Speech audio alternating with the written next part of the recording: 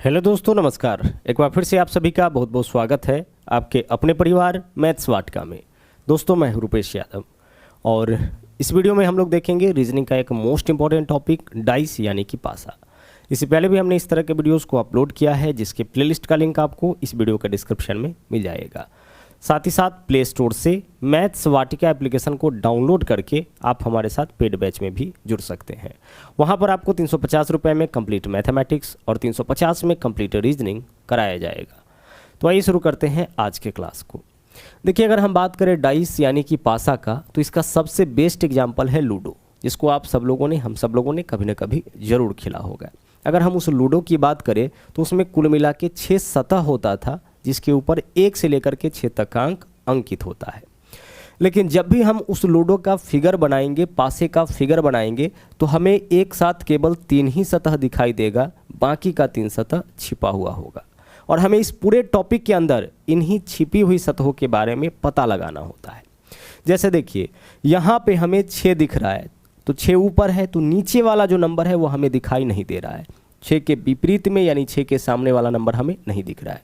उसी प्रकार से 3 दिख रहा है, तो 3 के विपरीत में अपोजिट सरफेस पर जो नंबर होगा वो हमें दिखाई यहाँ पे नहीं दे रहा है। ठीक उसी प्रकार से 4 हमें दिख रहा है, तो 4 के विपरीत में जो संख्या है वो हमें यहाँ पे दिखाई नहीं दे रहा है। तो हमें क्या करना है इस पूरे टॉपिक में, इन्हीं छिपी हुई सतहों के बारे में पता लगाना है और डाइस के सारे टाइप आपका यहाँ पे क्लियर हो जाएगा। बस क्लास के अंत तक आप बने रहे। आइए अब बढ़ते हैं आगे। अब सबसे पहले हम लोग देखते हैं डाइस के प्रकार। जैसे अगर हम बात करें डाइस का यानी कि पासे का, तो 2 तरीके का पासा आपको मिलना है। एक तो हो गया आपका नॉर्मल डाइस, जिसको हम लोग हिंदी में सामान्य पासा बोलते हैं, और दूसरा है आपका स्टैंडर्ड डाइस, जिसको हम लोग क्या बोलेंगे, मानक पासा बोलेंगे। अब दोनों में डिफरेंस क्या होता है गौर से समझिएगा। देखिए, अगर हम बात करें नॉर्मल डाइस का, तो नॉर्मल डाइस हम लोग उसको बोलेंगे, फिगर से पहचान यह होगा कि जिस डाइस के जिस पासे के किन्हीं 2 पड़ोसी सतह का योग 7 होगा वह आपका कहलाएगा नॉर्मल डाइस। यानी आसपास के नंबर को जोड़ने पर अगर 7 आ गया तो वह आपका क्या होगा, वह आपका होगा नॉर्मल डाइस यानी कि सामान्य पासा। जैसे देखिए, 3 और 4 जोड़िए, कितना हो रहा है, 7 हो रहा है। आसपास का कोई भी सतह जोड़ने पर अगर 7 आ रहा है, दिख रहा है यहाँ पे 7, तो वह क्या होगा, सामान्य पासा होगा।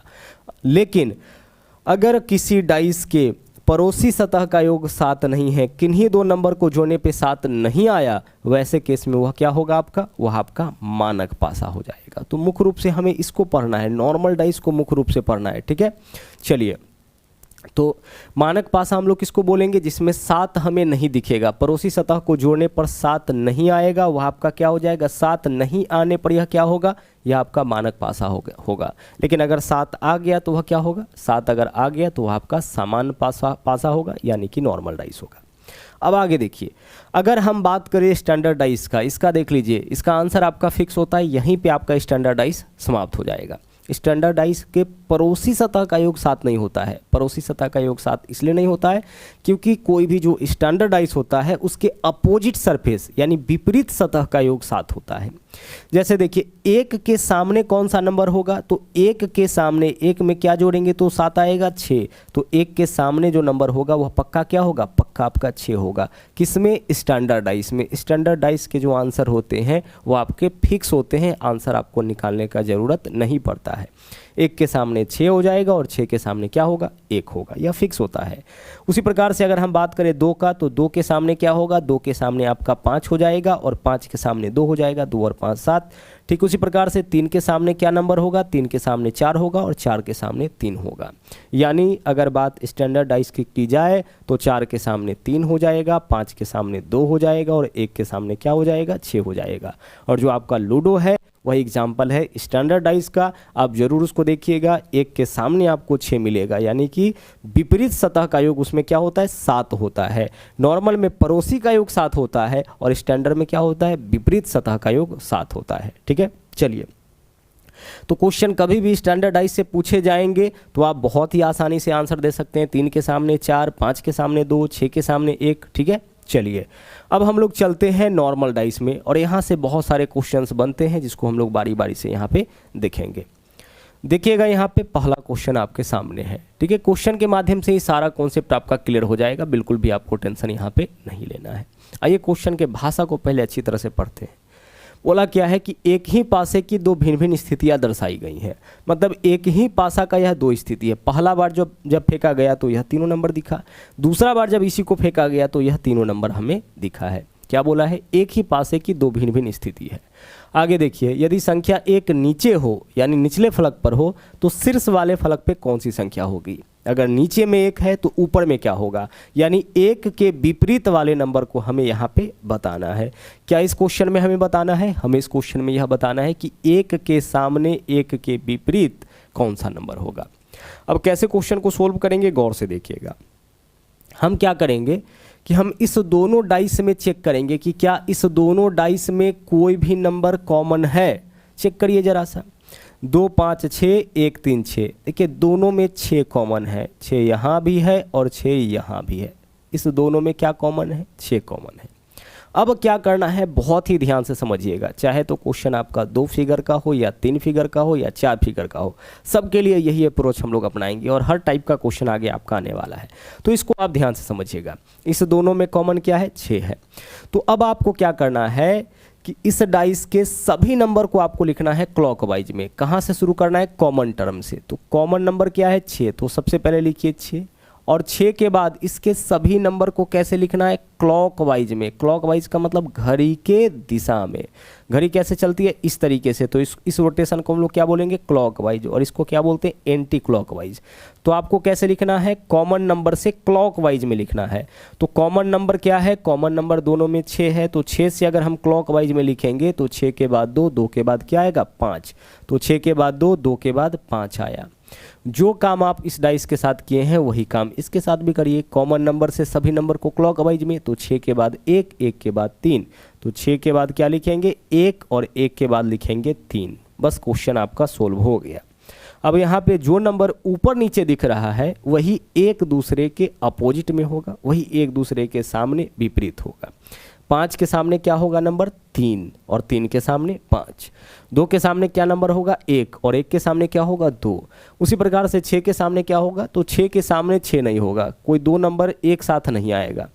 तो हम यहाँ पे देखेंगे कि हमें कौन कौन से नंबर यहाँ दिख रहे हैं। तो 2 है, 1 है, 3 है, 5 है। कौन सा नंबर है जो दिखाई नहीं दे रहा है? 4। इसका मतलब कि 6 के अपोजिट में वही 4 होगा। 6 के अपोजिट में 6 नहीं होगा, वह नंबर होगा जो यहाँ पे हमें दिखाई नहीं दे रहा है। तो 1 से 6 तक में कौन सा नंबर है जो नहीं दिख रहा है? 4। यानी 6 के अपोजिट में 4 और 4 के अपोजिट में यहाँ पे हो जाएगा 6। हमारा क्वेश्चन क्या था? एक नीचे तो ऊपर कौन? यानी 1 के विपरीत में क्या होगा? तो 1 के विपरीत में देख लीजिए कौन सा नंबर आया है? 2। यानी आंसर हमारा इस क्वेश्चन का हो जाएगा विकल्प डी। बहुत ही आसानी से आप अपने क्वेश्चन का आंसर निकाल सकते हैं। अच्छा, इस बार क्या था? इस दोनों डाइस में एक नंबर आपका कॉमन था। वह कॉमन नंबर क्या है? 6 था। तो हमने क्या किया? कॉमन नंबर से सभी नंबर को लिखना है क्लॉकवाइज में। जो काम आप पहले पासे के लिए किए हैं वही काम आपको दूसरे पासे के लिए भी करना है। आगे बढ़ते हैं। अगला क्वेश्चन देखिए, क्वेश्चन नंबर 2। यहाँ देखिए नंबर 2 क्वेश्चन फिर से वही चीज़ है। एक ही पासे की दो भिन्न स्थितियाँ दर्शाई गई हैं संख्या 1 के विपरीत फलक पर।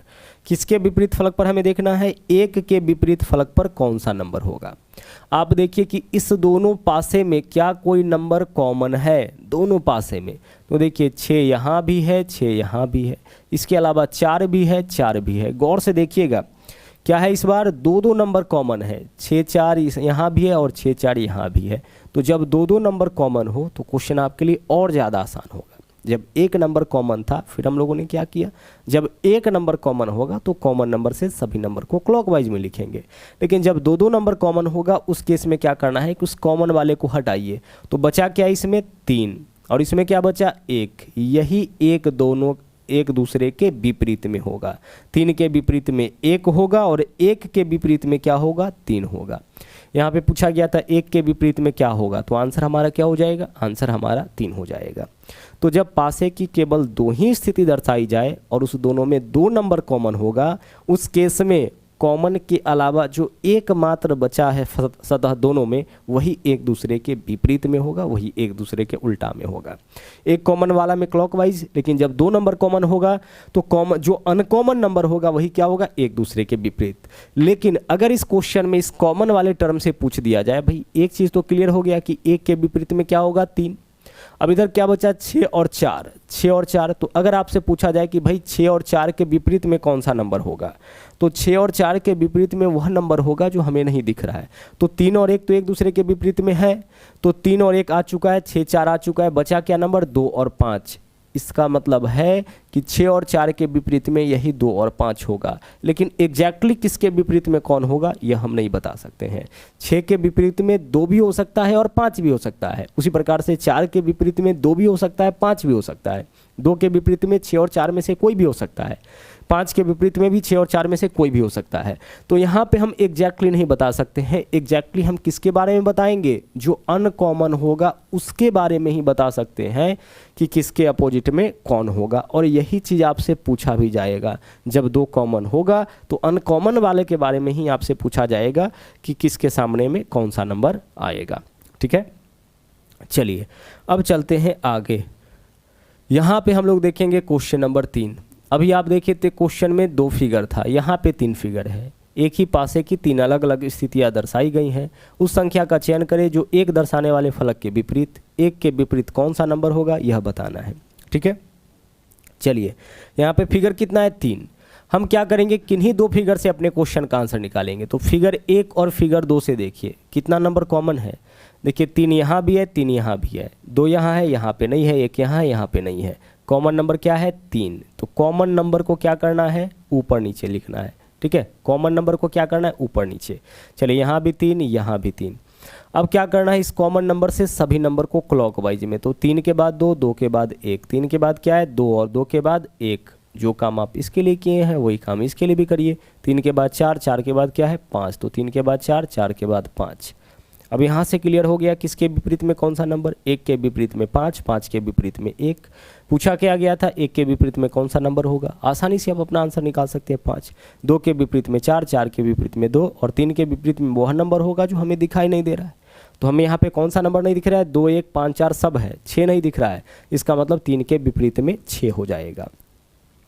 तो हमने आपसे कहा कि किन्हीं 2 डाइस का उपयोग करके आप अपने क्वेश्चन का आंसर निकाल सकते हैं। कोई ज़रूरी नहीं कि आप पहला और दूसरा का ही उपयोग करिए। अगर आप पहला और तीसरा का उपयोग करिएगा फिर भी आंसर आपका आ जाएगा। देखिए पहला और तीसरा में देखिए तो कॉमन क्या है, पहला और तीसरा में कॉमन क्या है, 1 3 2 है, इधर 2 5 6 है, 2 कॉमन है, 2 यहाँ भी है, 2 यहाँ भी है।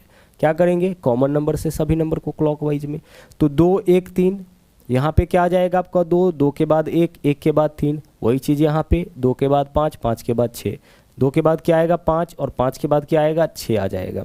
अब देखिए किसके विपरीत में कौन सा नंबर आ गया, यहाँ पे देखिए 1 के अपोजिट में 5, 3 के अपोजिट में 6, 2 के अपोजिट में वह नंबर होगा जो नहीं दिख रहा है। क्या नहीं दिख रहा है, 4, तो 2 के विपरीत में 4 होगा। हमें क्या बताना है, 1 के विपरीत, 1 के विपरीत यहाँ से भी क्या आ गया, यहाँ से भी 5 आ गया। तो हमें क्या करना है, किन्हीं 2 पासे की स्थिति को लेकर के अपने क्वेश्चन का आंसर निकाल लेना है।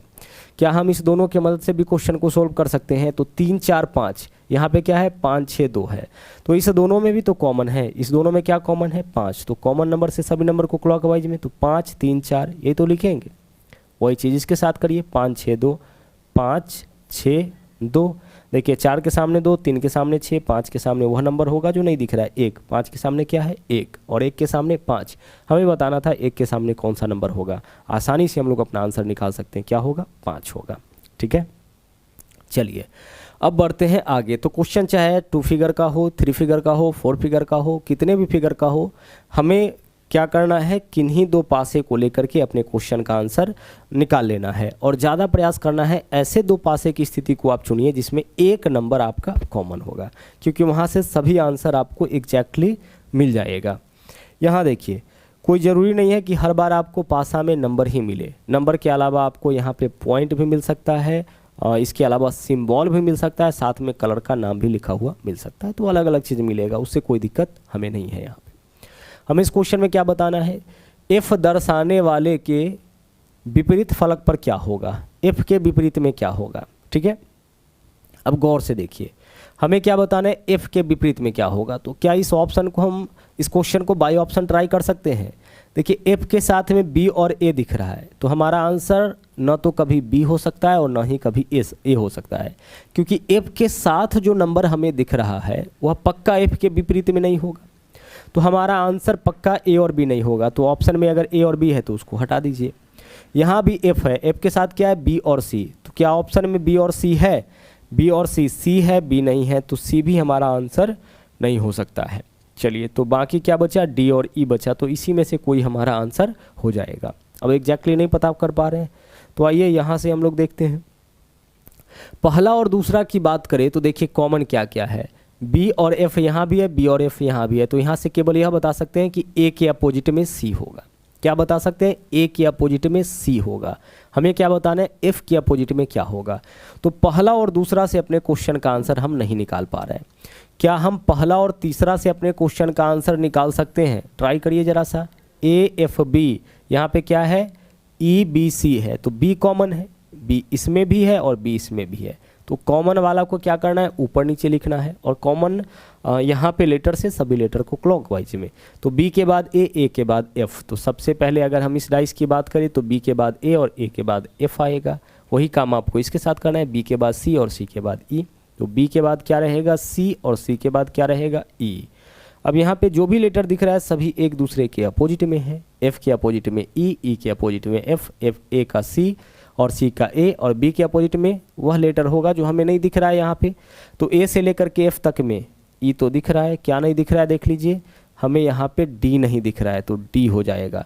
यहाँ पे ए से लेकर के एफ तक के लेटर का उपयोग किया है, यानी A B C D E F, तो हमें ए सी बी ई एफ सब दिख रहा है, क्या नहीं दिख रहा है? डी, यानी कि विपरीत बी के सामने क्या होगा आपका? डी होगा, और डी के सामने क्या हो जाएगा? बी हो जाएगा। हमें क्या बताना था? एफ के अपोजिट में, आंसर क्या करेंगे? एफ के अपोजिट में आपका ई हो जाएगा। तो अपने क्वेश्चन का आंसर हम लोग किससे निकाले? पहले और तीसरे फिगर से। पहला और दूसरा से क्यों नहीं निकाले? पहला और दूसरा से इसलिए निकाले क्योंकि बी एफ यहाँ भी है, बी एफ यहाँ भी है, दो कॉमन हो गया, तो एकमात्र जो अनकॉमन बचा है वही एक दूसरे का उल्टा होगा, मतलब ए के अपोजिट में सी और सी के अपोजिट में ए। इतना ही हम लोग बता सकते हैं किससे? पहला और दूसरा से, लेकिन हमें एफ के अपोजिट में चाहिए था। उसी प्रकार से अगर हम चले यहाँ पे दूसरा और तीसरा, तो क्या दूसरा और तीसरा से अपने क्वेश्चन का आंसर निकाल सकते हैं? देख लीजिए, बी सी यहाँ भी है, बी सी यहाँ भी है, दो नंबर कॉमन है, दो लेटर कॉमन है, तो यहाँ से भी आसानी से आप बता सकते हैं कि जो एक बचा वही एक दूसरे के अपोजिट में, तो एक एफ के अपोजिट में ई और ई के अपोजिट में एफ, यानी कि आप किन्हीं दो पासे का उपयोग करके अपने क्वेश्चन का आंसर निकाल सकते हैं। ठीक है, तो हम पहला और तीसरा से भी आंसर निकाल सकते हैं और दूसरा और तीसरा से भी अपना आंसर निकाल सकते हैं। वो फिगर को देख करके आप समझ पाओगे कि हमें किन दोनों का उपयोग करना है। यहाँ देखिए क्वेश्चन क्या है, बोला नीचे पासे की चार स्थितियाँ दी गई है, जब पासे के ऊपर में एक हो तो पेंदी में क्या होगा, यानी एक के विपरीत में कौन सा नंबर होगा यह बताना है। अच्छा देखिए, एक इसमें है तो एक के विपरीत में 4 और 6 नहीं होगा, तो आप उन ऑप्शन को हटा दीजिए जिसमें 4 और 6 है, क्योंकि एक के साथ 4 और 6 दिख रहा है तो एक के विपरीत में तो नहीं होगा। एक के साथ 4 और 5 दिख रहा है तो एक के विपरीत में कभी भी 5 और 4 नहीं होगा। एक के साथ 3 और 6 दिख रहा है तो एक के विपरीत में कभी भी 3 और 6 नहीं होगा। यही से हम लोग अपना आंसर निकाल लिए, यानी कि पासे की संख्या, पासे की स्थिति जितना ज़्यादा दिया जाएगा क्वेश्चन हमारे लिए उतना सिंपल हो जाएगा, हमें यहाँ सोल्व करने की भी आवश्यकता नहीं पड़ी, क्योंकि हम लोग देख के पता लगा लिए कि भाई एक के साथ 4 और 6 आया है, इसका मतलब पक्का एक के विपरीत में 4 और 6 नहीं होगा।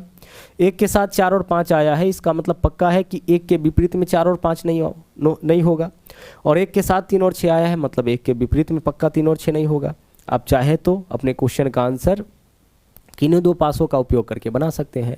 पहला और दूसरा में देखिए कुछ कॉमन है, 3 5 2 1 4 6 कॉमन नहीं है।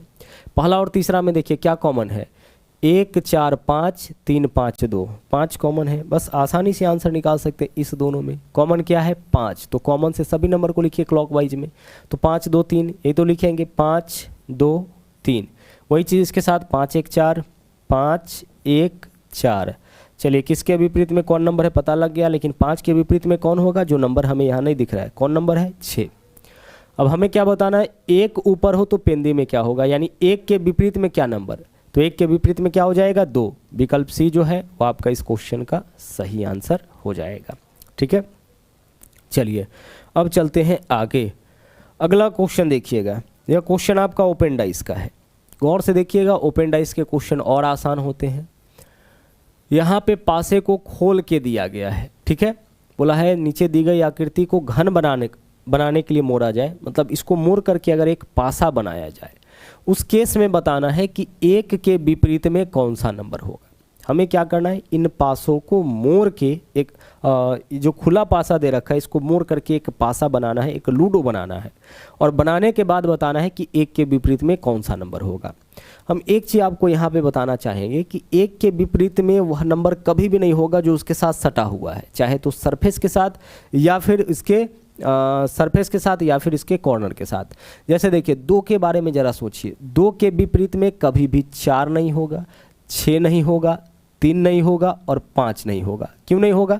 क्योंकि 2 के साथ देख लीजिए 5 भी सटा हुआ है, 3 भी सटा हुआ है, 6 भी सटा हुआ है और 4 भी सटा हुआ है। तो जो सटा हुआ नंबर होगा वह कभी भी विपरीत में नहीं आएगा, क्योंकि हम लोग क्या करते हैं, इसको मोड़ते हैं।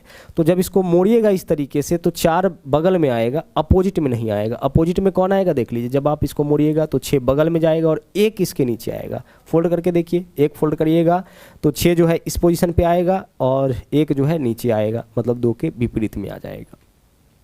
खैर आपको यहाँ पे उतना दिमाग नहीं लगाना है, आपको क्या करना है कि जो अल्टरनेट में नंबर आता है ना वही एक दूसरे के अपोजिट में होता है। अल्टरनेट वाला, अल्टरनेट मतलब एक छोड़कर।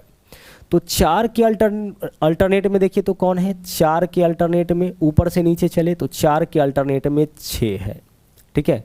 इस सरफेस के अल्टरनेट में, इसको छोड़िए, यह वाला 6, इसका मतलब 4 के अपोजिट में क्या हो जाएगा, 4 के अपोजिट में आपका 6 हो जाएगा।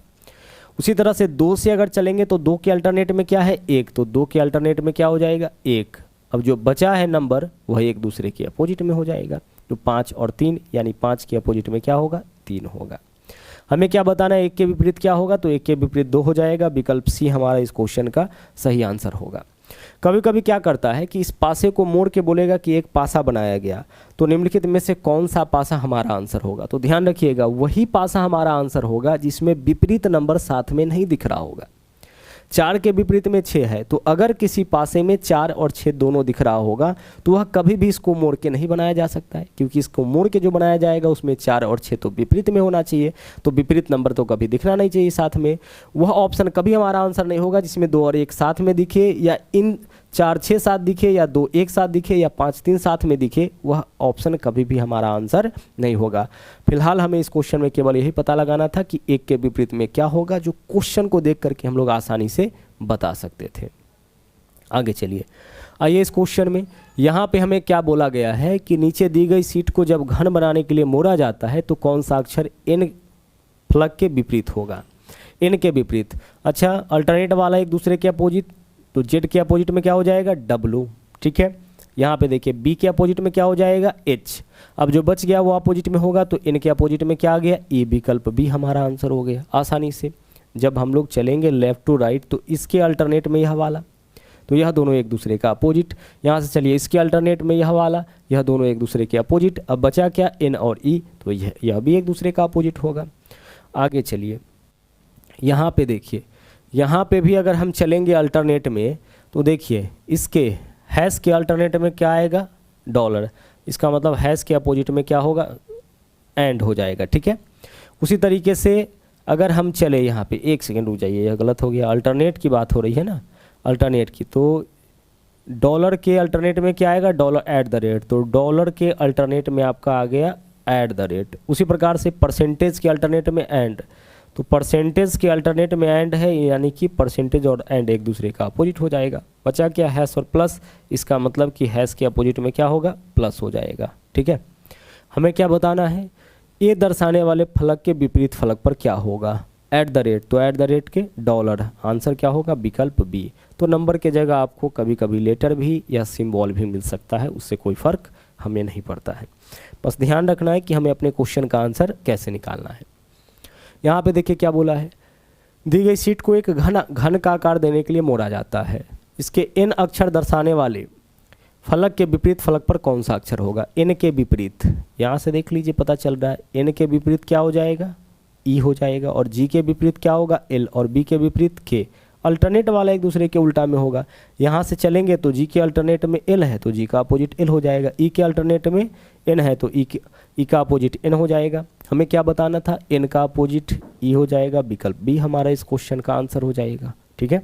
चलिए आगे देखिए, यहाँ देखिए क्वेश्चन क्या है, एक पासे की 3 अलग अलग स्थितियाँ दर्शाई गई है, उस संख्या का चयन करिए जो 6 दर्शाने वाले फलक के विपरीत।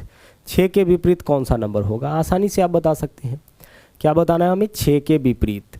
तो देखिए 6 के विपरीत क्या इस दोनों से बताना आसान है। देखिए 4 और 5, 4 और 5 दो नंबर कॉमन है। यहाँ पे क्या बचा 6, इधर क्या बचा 2, 6 के विपरीत में क्या हो जाएगा 2। आसानी से देख लिए हम लोग, ठीक है। हम चाहे तो पहला दूसरा में कॉमन क्या है, 4 कॉमन है। तो यहाँ पे कॉमन नंबर से सभी नंबर को क्लॉकवाइज में लिख के भी अपना आंसर निकाल सकते हैं। लेकिन दूसरा और तीसरा से आसानी से हमें पता लग रहा है। कैसे पता लग रहा है, क्योंकि 4 5 यहाँ भी है, यहाँ 6 बचा, यहाँ 2 बचा, 6 के अपोजिट में पक्का क्या होगा 2 हो जाएगा। आगे चलिए अगला देखिए। क्वेश्चन में कभी कभी इस प्रकार से भी आपको मिल जाएगा। नीचे दिए गए चित्र पासे के मुखों की 2 भिन्न दिशाओं को दिखाया गया है 4 के विपरीत। चलिए 4 के विपरीत देखते हैं कॉमन क्या क्या है। यहाँ पे 1 भी है और 6 भी है, यहाँ भी 1 और 6 2 कॉमन हो गया। यहाँ क्या बचा 4, इधर क्या बचा 2, 4 के विपरीत क्या हो जाएगा 2 हो जाएगा। आंसर इस क्वेश्चन का क्या होगा, विकल्प ए। यह 4 है या 6 है, 1 है, 6 है 1 है 2 है, तो 6 और 1 दोनों जगह है, तो 6 और 1 को काटिए, क्या बचा 4, 4 के अपोजिट में क्या होगा 2। यही आपका इस क्वेश्चन का क्या होगा, सही आंसर हो जाएगा। तो चलिए यहाँ पे आपको डाइस यानी कि पासा के उन सारे कॉन्सेप्ट को बताया गया जो एग्जाम ओरिएंटेड है, जहाँ से आपके एग्जाम में क्वेश्चन आ सकते हैं। तो चलिए इस वीडियो में इतना ही। और हाँ, अगर आप हमारे चैनल पर नए हैं तो इस चैनल को सब्सक्राइब जरूर करें, इसके अलावा लाइक और शेयर करते रहें। तो मिलते हैं अगले वीडियो में फिर से कुछ नए कॉन्सेप्ट के साथ। थैंक यू, जय हिंद।